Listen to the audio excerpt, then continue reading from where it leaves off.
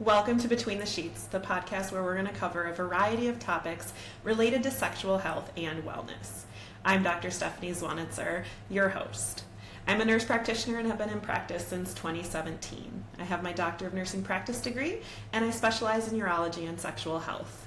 I am so excited to explore all of the various topics related to sexual health and wellness with you in a fun, spicy, educational, and non-judgmental manner. So come on, let's get between the sheets. Hey everybody, welcome back to Between the Sheets. I have an amazing guest on with us today, Lori Rose, and she is a disabled, neurodivergent, trauma-conscious sex and relationship educator and somatic movement guide dedicated to supporting teens and adults in integrating their whole selves, navigating change, and liberating their authentic movement and unique brilliance. A survivor of sexual, intimate partner, and workplace violence whose fervent childhood dream was to fly, her mission became ending interpersonal harm and co-liberation and co-creating a new paradigm of healthy connection. Lori's definition of flying now is human liberation, and her programs and coaching move participants literally blending adaptive movement, spoken word art, and creative practices rooted in neuropsychobiology to equip students and clients with lifelong toolkits to dismantle the underpinnings of harm and build healthier selves, relationships, sexuality, and communities.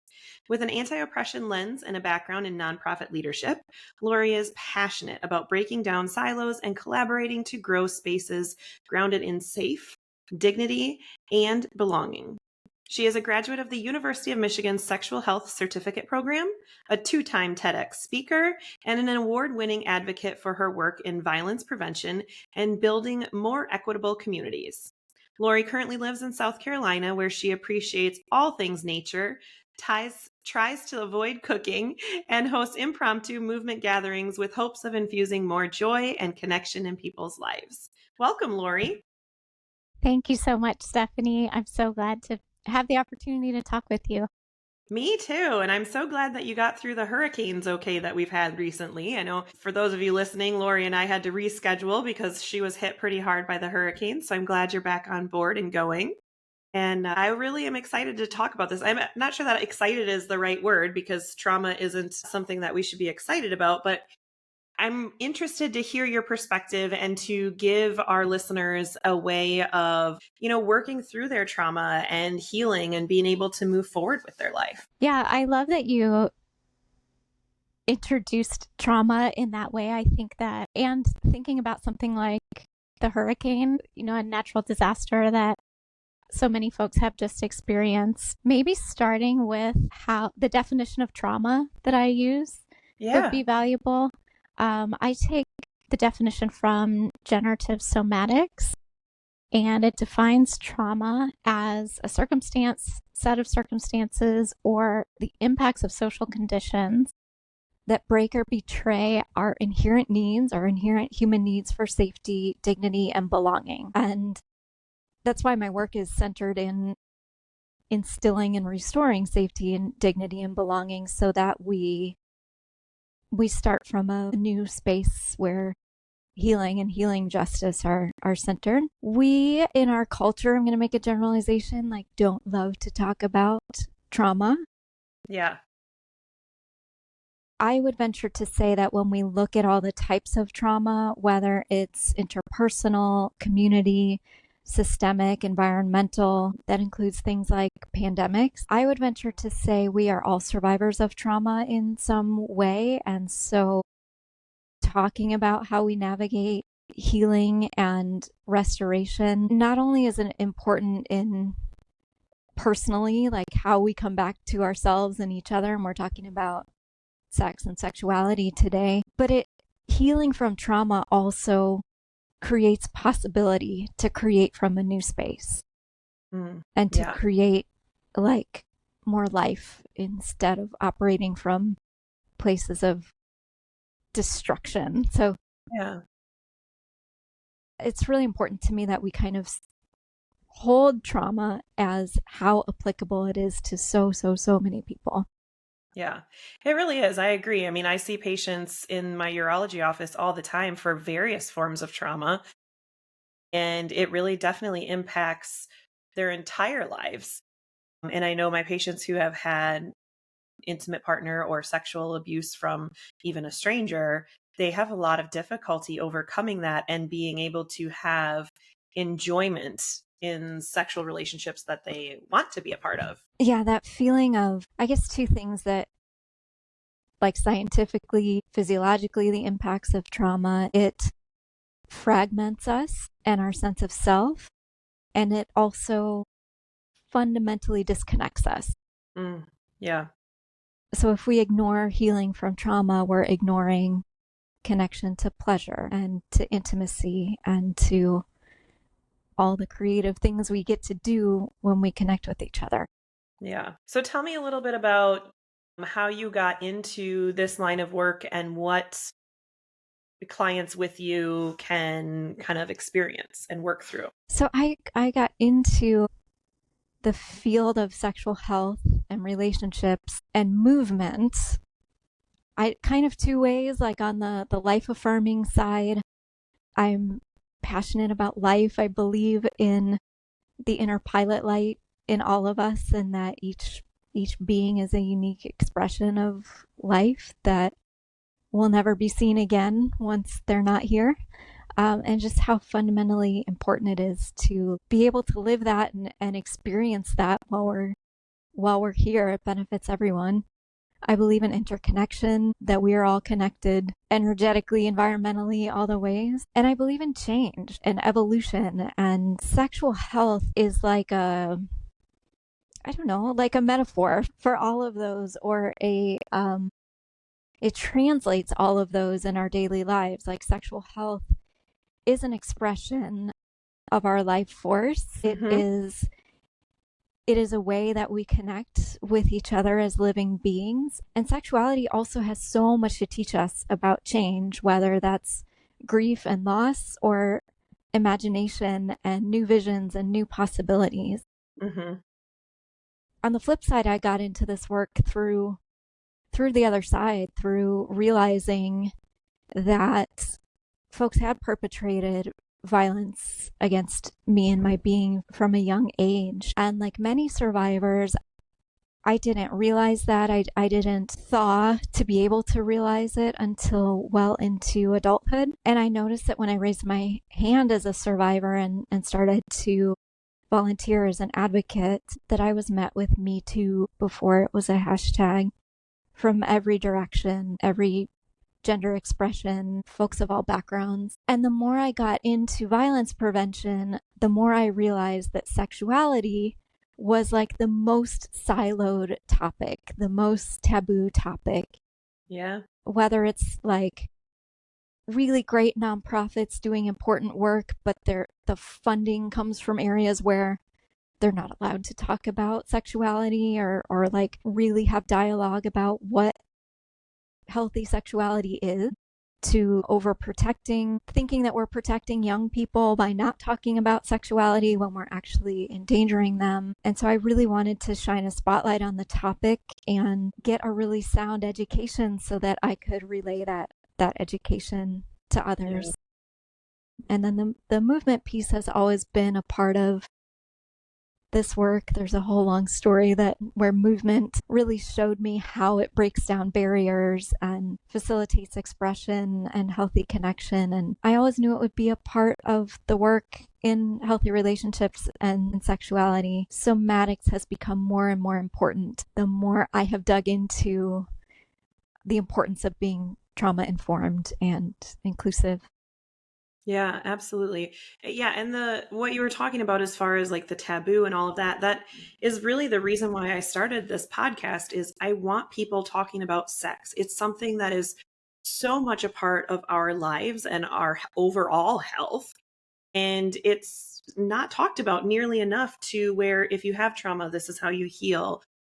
If you don't know what you're doing, these are some tips for you. And there's just not really good quality information out there. You can go on Pornhub and watch all kinds of crazy things, but there's nobody really teaching you how to really have this healthy sexuality, especially if you've come from difficult backgrounds. or a purity background, or, there's so many different things that influence us. And so I really appreciate having this conversation with you today. The other thing that you mentioned, the somatic movements. Tell me a little bit more about that. Describe what that is for our listeners. So, somatic movement can mean a lot of different things in a lot of different types of practices. I ended up developing a practice because I couldn't find what I was looking for.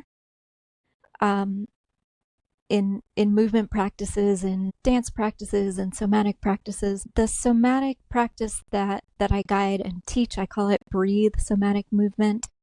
Breathe as an acronym. It stands for an arc of practices that intentionally stimulate the neural circuits so that we can restore fluidity in the nervous system. Kind of the counter to that is in trauma survivorship, our bodies autonomically, without us choosing, can get very easily stuck in a protective response like flight, fight, freeze, fawn, or some mix of them. And all of those protective responses keep us from connecting. So in Breathe, we use music and movement and visualization and kind of meditative, getting into sort of meditative states during the movement to restore fluidity, practice kind of utilizing the different neural circuits, whether it's mobilizing out of the freeze response or soothing an overstimulated response. We also look at repatterning the nervous system. That really, and I want to relate this to sexuality too. There's a component there of restoring choice.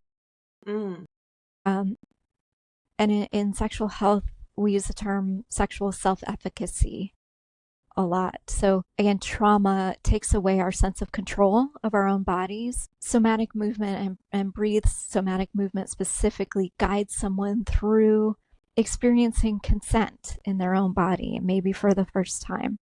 Yeah.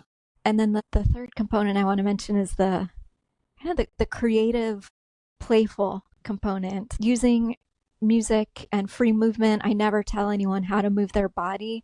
The structure guides someone to be able to go into these midline structures in the brain. That's how we get in touch with our self-awareness, how we listen to ourselves, and be able to express really freely. So for example, someone in Breathe somatic movement, I mean, someone might like sleep through the practice and draw healing from it that way, or someone might need to mobilize and go through a really intense fight response, like fight a perpetrator, fight the system really violently with their bodies. A lot of times Breathe is done online so that there are no social norms or expectations, or no one sees how someone's body needs to be expressed. And then it also teaches us about connection in a space of safety and belonging. So the experience is going to look different for everyone. Yeah. But it's about practicing how we use those different neural circuits and express ourselves and are able to feel seen and heard and like we matter in the presence of whether it's just one guide or a community setting. I love that. That's fantastic. Do you find that people are emotional during this process? Are they releasing things during this Breathe movement class, or how do you see that kind of coming out? Yeah, people describe that in different ways. I have guided Breathe in corporate settings where a bunch of people were working remotely and they came in thinking like, oh great, I get to move my body, and I just want to have fun and move my body, and at the end people said like, was I the only one crying during the practice? And it's never my intention to invoke that, but crying is one way that the nervous system regulates itself. It's one way that we mobilize and restore. Emotion can come out in so many different ways. Some people say they release grief during the practice, that they release heaviness of emotions that they might not have gotten to in talk therapy or other ways of cognitively processing emotions. And people also talk about accessing joy and play and pleasure. So it can evoke that full realm. I always have this this cosmos painting behind me. I can't see it through my chair, but the full realm of colors, the full spectrum of Yeah. emotion. Oh, that's amazing. And you mentioned, was it self-efficacy? Is that what you mentioned? Sexual self-efficacy.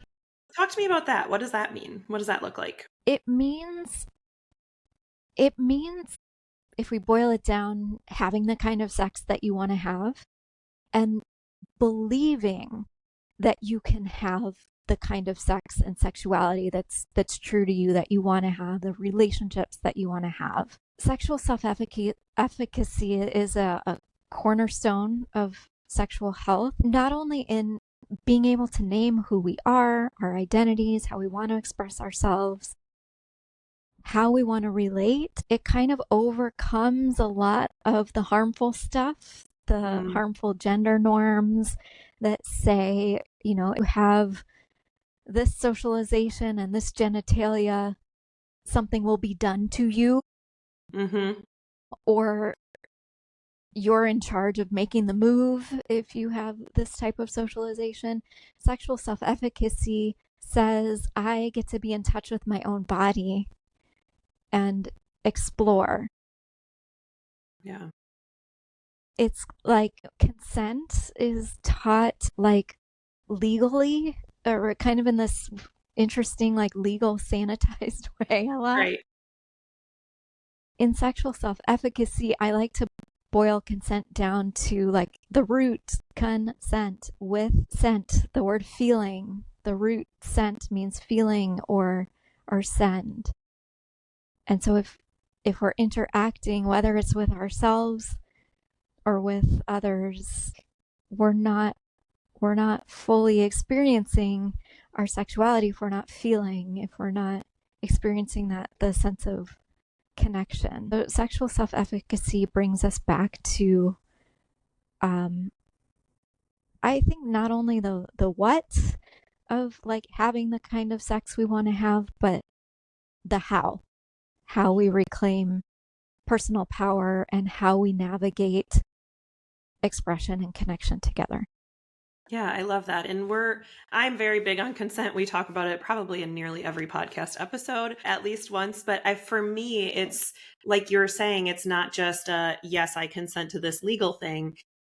It is more of this ongoing, this feels good, let's keep doing this. And it's almost like an ongoing conversation. And even though it was good this session, next time we're together, I might stop because that's not it today. And just kind of this ability to, like you said, own what you want and how you want it and what the feelings are associated with that, and to be able to communicate that with your partner. And I think a lot of times we need that by ourselves first, and having the time with ourselves to feel the feelings and the things and the sensations and all of those things before we can even effectively communicate that to a partner. So I'm huge on that. I think that's amazing. What a great model to be a part of what you do. I love that you said that, like experiencing consent with ourselves. Hmm. I see this interesting journey in somatics and somatic movement. I think really any somatic practice and the somatic movement practice that I teach, there's no way to do it wrong. Hmm. And so that means, I always say for the high achievers, that means there's no way to be good at it either. And it's right when it feels true to you. And for many of us, that's a foreign experience. It's something that we were separated from at a really young age. Like if I'm not playing a sport or an instrument, or, I know that my body goes 5, 6, 7, 8. Hmm. And I notice a lot of people and young folks like translate from porn, or maybe see sexual activity somewhere else and go, this is what it's supposed to look like, this is how it's supposed to sound, this is how I'm supposed to perform, rather than a practice that brings us back to ourselves and being able to notice a physical sensation and going like, well, where does that want to go? How does my body want to move with that? And then with partners, like being able to give the space and the safety for each person to get to experience their self-efficacy and what Right. they want and where they want to go. Yeah. Now, how do you teach that? I mean, I'm assuming you have clients that come to you and you work with them on how to really uncover this. What are some tips that you have for our listeners to kind of really get into themselves and their self-efficacy and kind of start to find their truth? One, if you can, is slow down. Mm, yeah. We are not good at that as a whole. We are instant gratification. Give me the next best thing. Let's keep moving society. And in every aspect, slow down. Breathing, slow down. Noticing sensations, slow down communication, even to where each person, and in communicating with yourself to where you have space to get through the layers, to where as long as there is safety, that can be met with honesty. Mm-hmm. Using kind of external tools to help us go in and help us slow down can be really effective too. That's where music is a really powerful tool. For some folks, meditation, I hesitate because I want for us to be careful with meditation. It can be used sometimes to bypass what's real, or to not like face the messy stuff, to just go like, I'm just gonna zen it out, and then I don't have to have the hard conversation. Right. Right. Well, We still not need to do the hard work. right. Yeah. Yeah. Even interact well in nature. If something like tuning into your own breathing is difficult, focusing on a tree or a furry friend or a candle or a piece of art, and then having some kind of a practice. And it can be really helpful to take some classes or have a guide or guides to expose you to different tools and help you build your own toolkit. I come back to the word practice a lot, like the word embodiment to me. And one of my teachers in the Embodiment Institute talks about like embodiment as this present tense, like reminder of what are you practicing Mm-hmm. today in this moment. Having practices like, rituals, maybe to start the day, to close the day, to how you approach sexual activity with self or with others, things that can help you get present, noticing your physical sensations. I can talk about if you want like some really specific somatic practices that might be tools for folks. Yeah. I'm game. Okay, I'll give a couple. One is, or I might give three. I'll give three. One is a chakra practice that a lot of folks find not only meaningful, but whether or not you're into chakras, like these meridians that, and actually, like Western medicine has identified that meridians, and you are a clinician, so you can speak to this. Yes. These meridians like do run through our bodies, and there is concentration of energy where like organs are prominent and connected. Yeah. A chakra meditation, something as simple as stacking from in between your sitting bones, stacking up the vertebrae. So in between your sitting bones, like I go through the rainbow as I do this. Okay. So the color red symbolizing that root chakra in between the sitting bones, and then kind of experiencing or visualizing each one as a colored globe, stacking the orange on top the red, the yellow, the solar plexus, that creativity center, the green, the space between, behind our heart space, the blue or aquamarine symbolizing the voice chakra, the indigo color, that intuition, that space in between the eyebrows, and then a white globe above the head, about 6 inches above the head, the crown chakra. And I would guide that a lot slower if we had more time and we're doing a practice. But sometimes having a visualization like that, even in the midst of intimacy or connection with another person, something to get out of your head and into your body, something to focus on so that you can check in with yourself. Yeah. And you can, if we're talking about sexual activity, you can go where you need to go. to use your imagination, to get in touch with sensations, to get in touch with wants and needs. Mm-hmm. So sometimes something like touching a visualization can help us kind Yeah. of be a touchstone and kind of get there. I said I would mention two others. Another somatic practice is rooting down. So Okay. feeling the earth support you, feeling gravity underneath you. And there are a lot of different ways to feel or envision like roots extending from Mm-hmm. the parts of you that meet the earth. I love using music and like rhythm and percussion Mm. to help this downward sense of Yeah. rooting and feeling like a tree, that sense of being and rising from a rooted place. Mm-hmm. And then third one I use is condensing Mm. physically and expanding. Okay. And that one I really like, especially for folks who have noticed a lot of freeze or dissociative responses, protective trauma responses in their lives, who notice they've gone into freeze as a pattern, not only in times of trauma, but that can become generalized, like when we're stressed out, when we're tired, Yeah. a sense of freeze and not being able to move through tasks or get ourselves to bed or like do the things we need to do to operate. Expanding and contracting can be a reminder of our capacity to not get stuck. Okay. So we practice moving in those between spaces. And Makes me think of a butterfly. yes, Yeah. yeah, and how both are necessary, like wings Yeah. have to compress Yeah. in order to expand. This works really well with music too, but it can be done if I notice I'm sitting in my chair in some funky posture, like scrolling, Right. right? Can I do the smallest expansive movement and can I let myself compress, knowing that I can come back or sort of pulse or go through those in betweens Yeah. and come back to my sense of self and power that way. Yeah. Oh, I love it.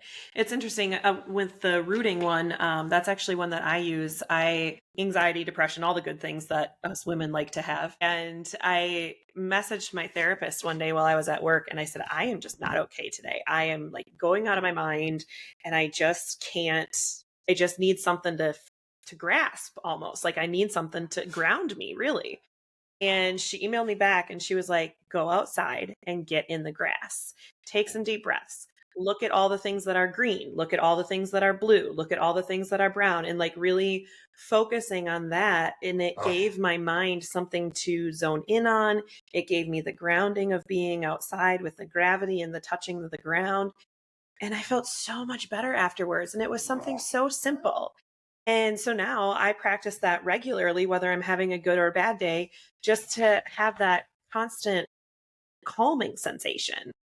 And I love what you were saying about the coming in and going out. And that one to me, that it's like the safety and the comfort of being in of yourself, but then knowing that you need to expand and be open to things too. That's what it makes me think of with that movement you were saying. Yeah, I love that. I love that and how you give both the importance of both, and that Yeah. parallels how the nervous system works to like the importance of the rest and digest and being able to go in yourself. Yeah. And that ties to Absolutely. sex, right? Being able to go Absolutely. in yourself and being able to open and connect and oscillate between as you need to. Right. And I think the more in touch you are with yourself throughout the day, doing these activities allows you to be more in touch with yourself sexually as well. And I know that there are practices that couples can do some of these activities together to enhance that connection between the two of them, which I think that's really cool too. Yeah, for sure.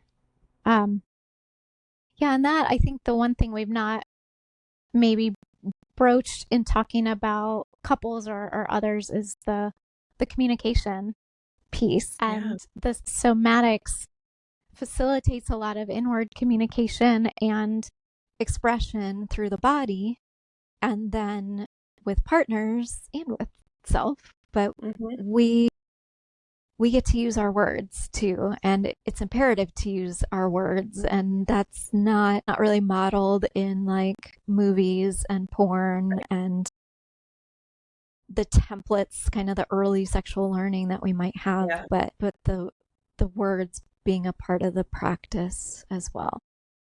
Yeah. And I think all of us have probably had partners that we're able to communicate with better than others. And I think for me, I mean, I can think of one partner in particular. He and I had fantastic communication, and we were very non-judgmental with each other, very open. And that probably is some of the best sex I've ever had. And it was because we were so connected and so open and honest with each other that we were able to try those things and to be at each other's best like level like that.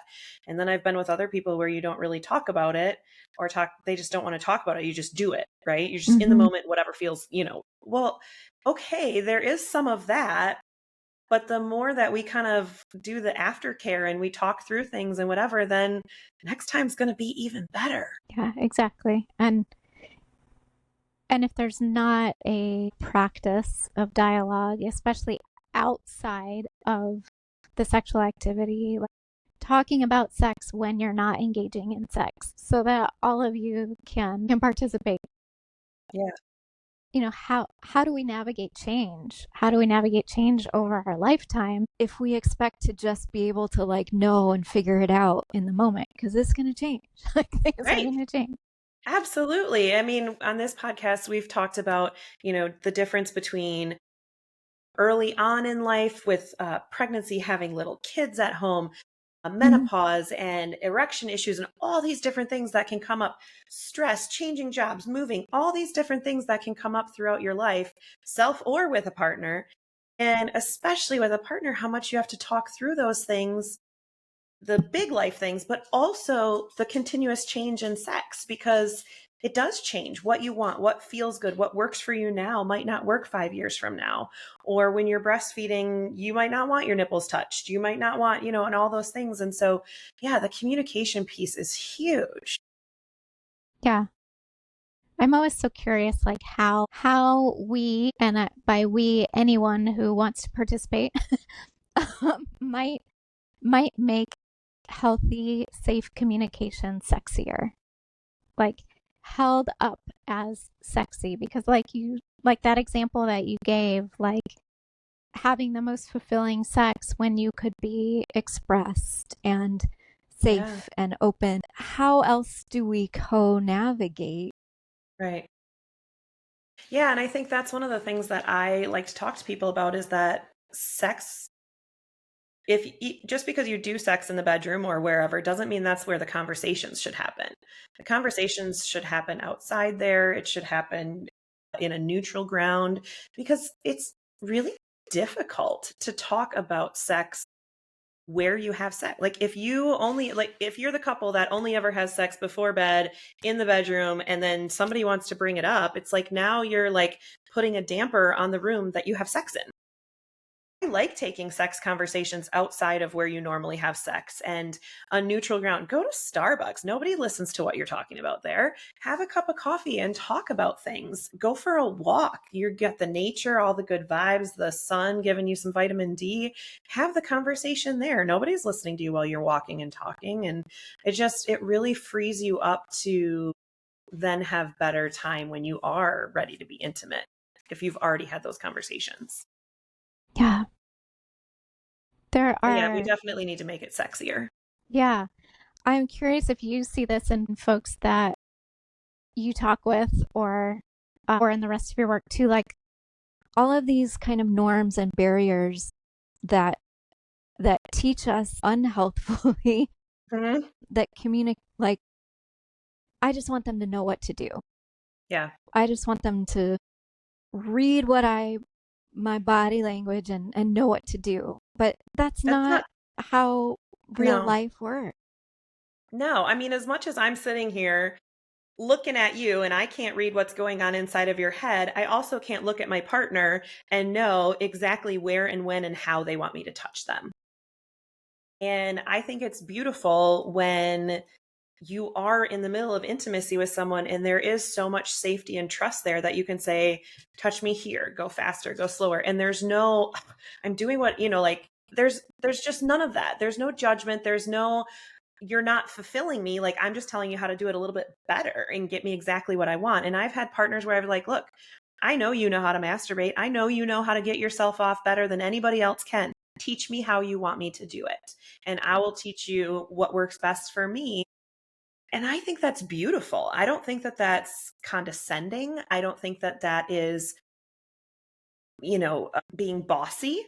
I think that's so that you guys can have a really great sex life. Now, obviously, there's ways to be bossy and rude about things, but just to have that conversation in general, I think is beautiful.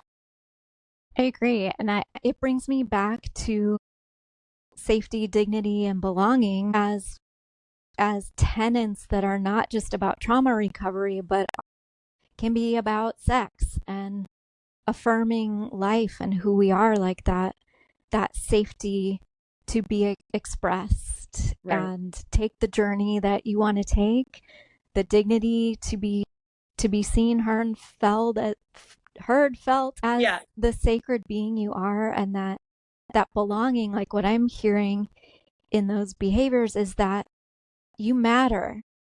Yeah. Like, you matter, your pleasure matters, your experience matters, your desires matter, and like, what can we co-create if we can share that? Yeah. I love that. Great way to wrap up an episode. So beautiful. I love it. I love it. What an interesting conversation today. And I love how much you've brought that is not within my realm. So the somatic and, the trauma. And I am fortunate enough to not have gone through much trauma in my life in regards to sexuality. And so, I love having someone else come on who can bring a different perspective than I can bring. So I just really appreciate your time, Lori, and coming on here with us. Thank you for having me. Thank you for giving Absolutely. space for the conversation and engaging in the dance of the conversation. It's beautiful. Yes, And it thanks really to your is. pup too. Yes. Yeah. For those of you listening and not watching, Milo has made several appearances today. He's very snuggly. But yeah, so I will put links to get in touch with Lori in the show notes. Is there any specific thing you want people to know about getting in touch with you? I am a person who is accessible.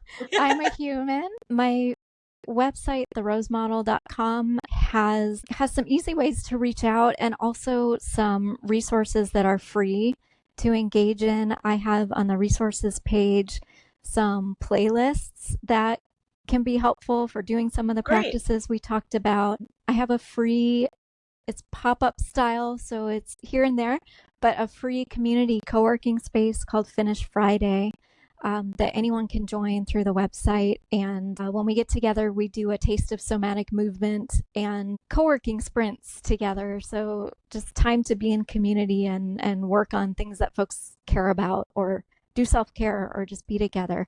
And then I also provide free consultations for either one-on-one coaching and somatic work, or to learn more about the group programs that I offer as well.